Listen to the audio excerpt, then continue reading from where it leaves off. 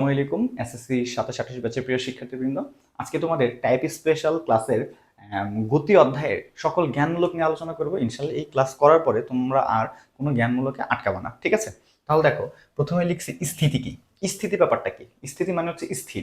দেখবা, ধরো তুমি এখানে দাঁড়ায় আছো, তুমি কিছুক্ষণ পরেও এখানে দাঁড়ায় আছো, তার মানে তুমি জায়গা চেঞ্জ করো না, এটাই তো মূলত স্থিতি। বুঝতে পারছো? তাহলে কিভাবে লিখবো?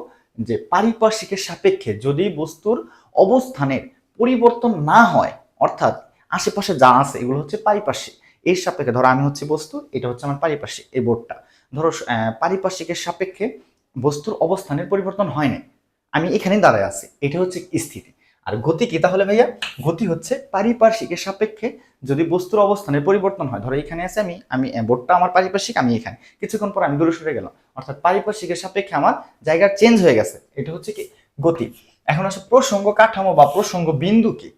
যে ত্রিমাত্রিক স্ফটিক, ত্রিমাত্রিক হচ্ছে 3 ডাইমেনশনাল, যে ত্রিমাত্রিক স্ফটিকের সাথে কোনো বস্তুর গতি বা স্থিতি নির্ধারণ করা হয় সেটা হচ্ছে প্রসঙ্গ কাঠামো। যেমন ধরো তুমি বাস দিয়ে গতিশীল অবস্থায় যাচ্ছ, একটা গাছ তোমার জানালা দিয়ে দেখতেছো, একটা গাছ দাঁড়ায় আছে।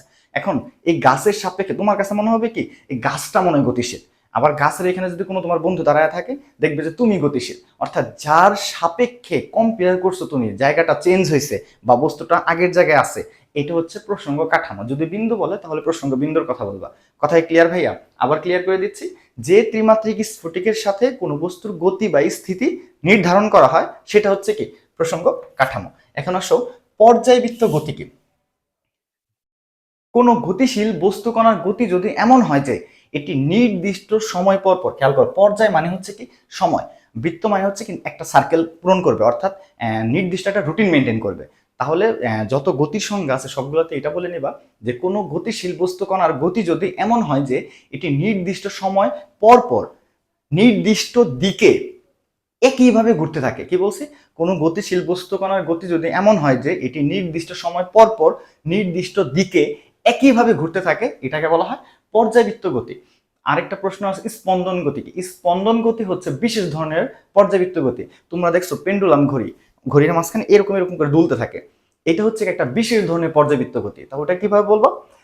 যদি কোনো গতিশীল বস্তু কণার গতি এমন হয় যে বা পর্যায়বৃত্ত গতিশীল বস্তু কণার গতি যদি এমন হয় এটি তার অর্ধেক সময় যেই দিকে যায়, ধরো অর্ধেক সময় গেছে এই দিকে, বাকি অর্ধেক সময় তার বিপরীত দিকে যায়, অর্থাৎ অর্ধেক সময় অগ্রে গেলে বাকি অর্ধেক সময় পশ্চাতে, ওই ধরনের যে বিশেষ ধরনের যে পর্যাবৃত্ত গতি ওটার নাম হচ্ছে কি দোলন গতি বা স্পন্দন গতি। আবার ক্লিয়ার করতেছি, স্পন্দন গতি কি?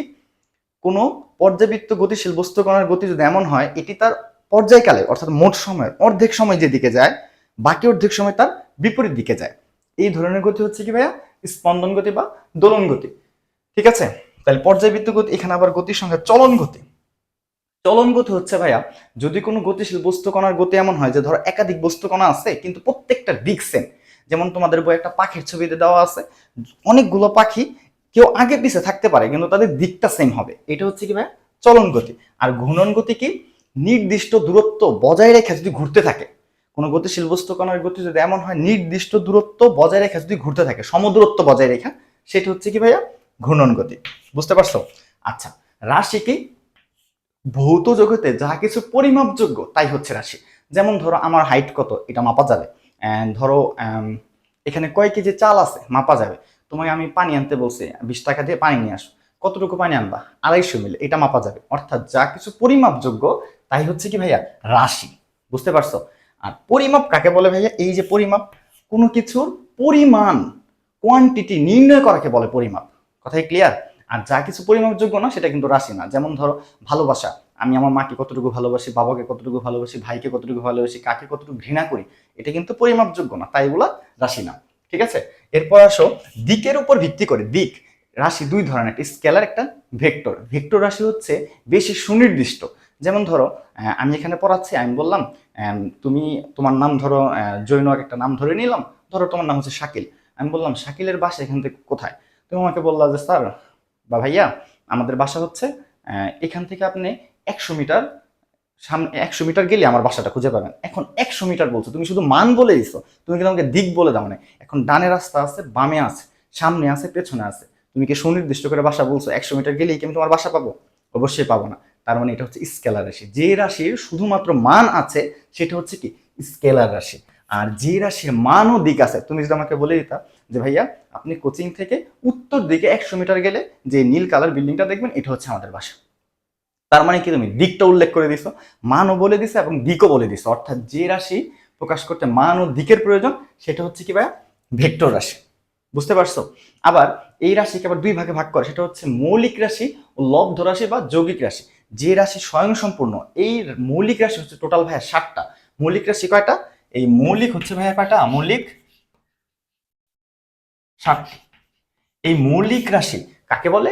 যে রাশি স্বয়ংসম্পূর্ণ, প্রকাশ করতে অন্য রাশির প্রয়োজন পড়ে না, সেটা হচ্ছে মৌলিক রাশি। যদি বলে ভাই লব্ধ রাশি বা যৌগিক রাশি, দুই বা ততোধিক মৌলিক রাশি মিলে যেটা হয় সেটা হচ্ছে ভাই কি লব্ধ রাশি। ক্লিয়ার?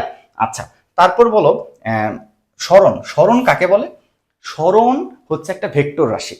ভেক্টর মানে কি সুনির্দিষ্ট দিক থাকবে। যেমন ধরো এইটা হচ্ছে, আমি একটু এখানে বুঝাই, ধরো এইটা হচ্ছে আমার স্কুল আর এইটা হচ্ছে আমার, ধরো আমি তোমাদের এখানে পড়াচ্ছি, ঠিক আছে? রাস্তাটা সোজাসুজি নেই, ধরো এইভাবে যে এইভাবে এসে এইখান দিয়ে আসতে হবে। এখানে টোটাল ডিস্টেন্স হচ্ছে 70 মিটার। এই 70 মিটার হচ্ছে ভাই দূরত্ব। খেয়াল করো বারবার দিকের চেঞ্জ হয়েছে, একবার দিকে এটা, আবার এইটা, আবার এইটা। খেয়াল করছো? যদি কোনো শর্টকাট হইতো ডিরেক্ট, অর্থাৎ শর্টকাট মানেই হচ্ছে ভাই সরণ, শর্টকাট মানেই সরণ, এটা তো আর খাতায় লেখা যাবে না। তাহলে কি লিখবা? নির্দিষ্ট দিকে বস্তুর অবস্থানের পরিবর্তনকে কি বলে? সরণ বলে। কি বলছে আবার ক্লিয়ার করি, নির্দিষ্ট দিকে, অর্থাৎ দিক একটা সুনির্দিষ্ট থাকবে, এটা চেঞ্জ হবে না বারবার। নির্দিষ্ট দিকে বস্তুর অবস্থানের পরিবর্তনকে কি বলে ভাইয়া? সরণ বলে। ক্লিয়ার? সরণ আর দূরত্বের পার্থক্য বুঝতে পারছো? অর্থাৎ দূরত্বের মাঝে বারবার তোমার দিক চেঞ্জ হইতে পারে, কিন্তু সরণে কোনো দিক চেঞ্জ হবে না, সুনির্দিষ্ট একটা দিক থাকবে। ঠিক আছে? আচ্ছা, তারপর দ্রুতি। দ্রুতিকে ভাইয়া, দ্রুতি হচ্ছে স্কেলার রাশি। দূরত্বের হারকে দ্রুতি বলে, অর্থাৎ একক সময়ে বস্তু যে দূরত্ব অতিক্রম করে সেটা হচ্ছে কি দ্রুতি। আর বেগ কি? বেগ হচ্ছে ভেক্টর রাশি। একক সময়ে বস্তুর যে সরণ ঘটে সেটা হচ্ছে কি বেগ। ত্বরণ কি ভাইয়া? ত্বরণ হচ্ছে বেগ পরিবর্তনের হার। তুমি ত্বরণ বলতে সাধারণত বোঝায় বেগটা কতটুকু বাড়ছে, অর্থাৎ বেগ বৃদ্ধির হারকে। অর্থাৎ একক সময়ে যে পরিমাণ বেগ বেড়ে যায়, ধরো 1 সেকেন্ডে, কথার কথা অন্য একটা উদাহরণ দিয়ে বুঝি, ধরো তোমার কাছে আছে 20 টাকা, একদিন পরে তোমার কাছে 50 টাকা, তার মানে একদিনে তোমার কয় টাকা বাড়ে গেছে? 30 টাকা বাড়ছে। ব্যাপারটা হচ্ছে এরকম, প্রতি 1 সেকেন্ডে কতটুকু বেগ বেড়ে যায় সেটা হচ্ছে ত্বরণ। প্রতি 1 সেকেন্ডে কতটুকু বেগ কমে যায় সেটা হচ্ছে কি মন্দন বা ঋণাত্মক ত্বরণ। তাহলে ত্বরণ, মন্দন, ডান। সমবেগ কি? সম মানেই বুঝতেছে সমান। সময়ের সাথে যদি বেগের কোনো পরিবর্তন না ঘটে, যেমন ধরো তুমি আমার বাইকের পিছনে বসছো, আমি বাইক চালাচ্ছি, দেখাচ্ছে 50 কিলোমিটার/আওয়ার, 5টা 1 বাজে, 5টা 2-এও তুমি দেখলা 50 কিলোমিটার/আওয়ার, 5টা 3-এও দেখলা 50 কিলোমিটার/আওয়ার। অর্থাৎ সময় যতই চেঞ্জ হোক বেগ অপরিবর্তিত, আনচেঞ্জড। এইটা হচ্ছে ভাইয়া কি সমবেগ। বুঝতে পারছো? সুষম ত্বরণ কি ভাইয়া? সুষম মানে হচ্ছে সুনির্দিষ্ট করে কিছু একটা হবে, এটা তো শুনেই বুঝতে পারছি।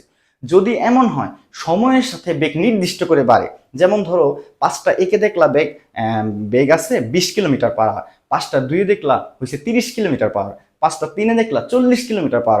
দেখো প্রত্যেক 1 মিনিটে 10 কিলোমিটার/আওয়ার করে বেগ বাড়তেছে, অর্থাৎ সময়ের সাথে বেগটা সুনির্দিষ্ট করে বাড়তেছে। এটার নাম হচ্ছে ভাইয়া কি সুষম ত্বরণ। যদি সুনির্দিষ্ট না করে এলোমেলো করে বাড়ে, ধরো প্রথম মিনিটে বাড়ছে 30, পরের মিনিটে বাড়ছে 10, তারপরের মিনিটে 50, তার মানে কি সুনির্দিষ্ট একটা রুটিন ফলো করে নাই, এটা হচ্ছে অসমতল। ক্লিয়ার? পরিমাপ তো বলেই দিছি, ভৌত জায়গায় যা কিছু পরিমাপযোগ্য, সরি, কোনো কিছু পরিমাণ নির্ণয় করাটাই হচ্ছে কি পরিমাপ। তাৎক্ষণিক দ্রুতি। তাৎক্ষণিক মানে বুঝো স্পেশাল মুহূর্তে, কোনো একটি বিশেষ মুহূর্তে অতি অল্প সময় ব্যবধানে, অর্থাৎ কোনো একটা মুহূর্তের অনেক অল্প সময় ব্যবধানে যেই দূরত্ব অতিক্রম করে, সেই সময়ের যে নির্দিষ্ট সময়ে যে দূরত্ব অতিক্রম করে সেটা হচ্ছে ভাই দ্রুতি। কি বলছি? বিশেষ মুহূর্তে অতি অল্প সময়ে কোনো বস্তু যে দূরত্ব অতিক্রম করে সেটা হচ্ছে কি তাৎক্ষণিক দ্রুতি। তাহলে গড় দ্রুতি কি?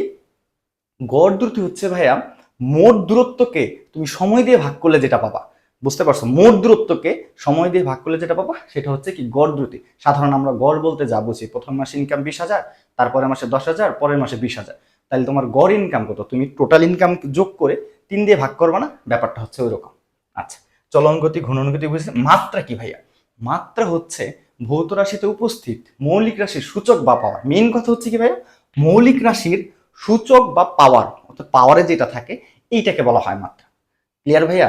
তাহলে এই ক্লাসটা যদি তোমরা 2-3 বার করো, আশা করি দ্বিতীয় অধ্যায়ের কোনো জ্ঞানমূলক কোশ্চেন আর তোমরা আটকাবে না। ঠিক আছে, দেখা হবে নেক্সট কোনো ভিডিওতে ভাইয়া। আসসালামু আলাইকুম।